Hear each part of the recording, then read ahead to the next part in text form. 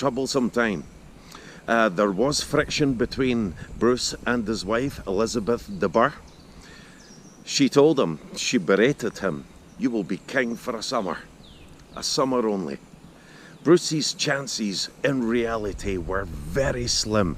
He had the might of Edward I's England coming against him, and he had to win his battles at home. He had many enemies at home, and with the murder of a very influential family in John Comyn, the Comyns were extremely powerful, the Comyn Balliol faction.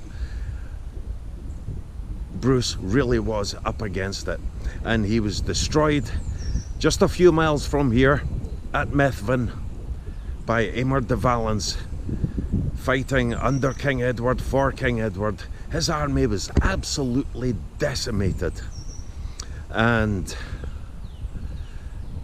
Bruce had to flee.